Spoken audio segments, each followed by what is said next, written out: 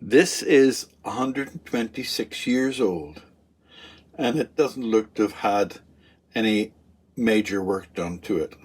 It was made by Domenico Maratea. Domenico Maratea.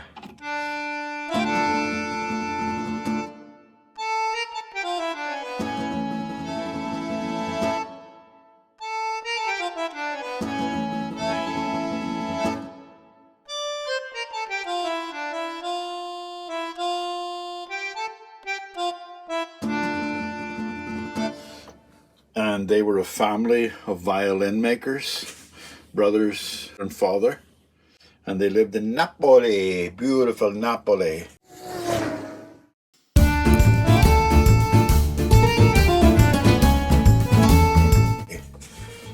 And this was in the local auction, and I thought I was going to have to pay a fortune for it, so I put in about 30 quid, and surprisingly I won it. Now, the auctioneer stuck a sticker on there, and it peeled off you can see it peeled off the stain. So that whole top looks bad compared to the rest of the thing. This is going to have to come off. This is going to have to come off too. The strings are going to come off, obviously.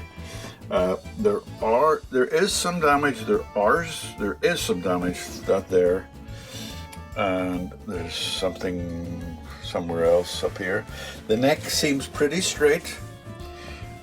These mother of pearl things, there's no way I'd be able to replace the broken ones or the missing ones, but I can bluff it, and I think that there where there's a score, I'll be able to bluff that too. Now this will be a two-parter because there's going to be a fairly large amount of work to do this and gluing, so if I did it as a one-parter, then it'd take weeks to get finished. So there's a bit of work there that I will be able to fix. The knobs are actually quite good, and they're made of brass. They're original, and the main amount of work that I need to do, I'll just show you the back first before I turn the back of the mandolin first. This is original. There's a little decor piece that's missing. Maybe it went up and over, I don't know.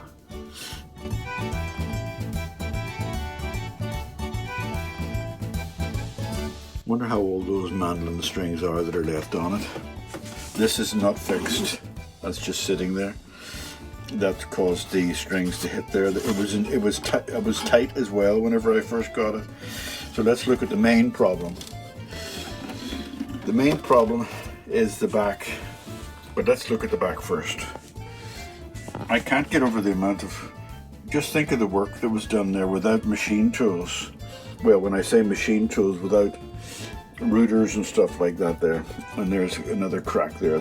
These are issues that are causing it to be not as playable as it should be. And there's a crack there. Now you can see why I'm saying this is going to be a two-parter, because these all have to be glued and separately. They can't be glued at once, and I'll tell you for why in a second, brother. Right, I think that's the way the neck was, but I'm going to investigate to see if that neck is meant to be like that. It looks straight. The little neck itself looks fine. This bit is a bit ugly, and I'm going to investigate why. Is that the way they made it? I think it probably is, and that would be glued on with rabbit skin glue. And the tuners are brass.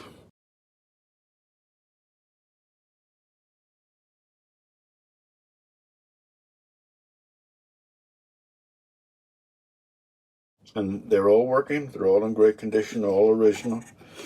Now, no, that's a bit stiff, but then again, that's what you expect it to be a bit stiff.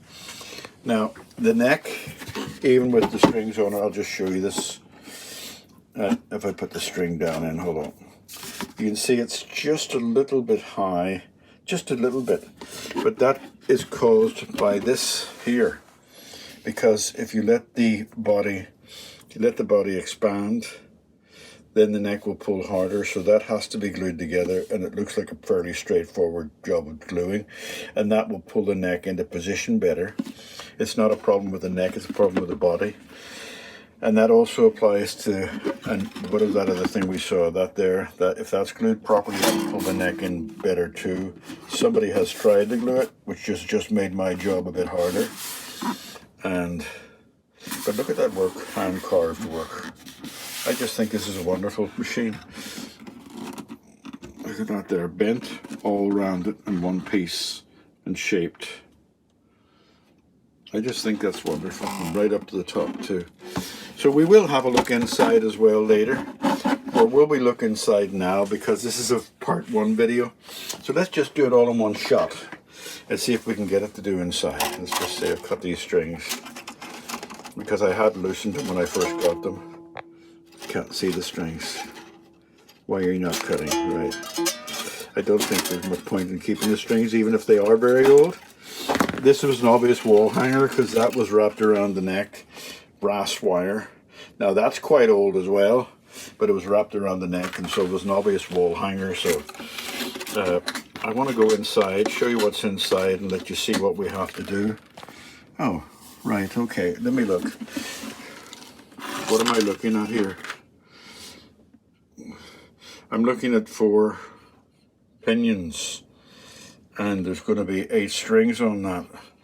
So I better find out how you put strings on with this kind of thing. But that'll all come off and be cleaned up and tidied and made sure it's firm. A little bit of a gap there that needs to be fixed. But this feels like it's dry and never been varnished. Can I get the camera in? No, I can't. Okay, let me just try. I can't get the camera in. I'm so upset. But let's just see how far we can get in. That wood is mightily dry. Mighty dry back there. This is the edge of the foam inside the hole. And this has been so dried out, hanging up over the wall.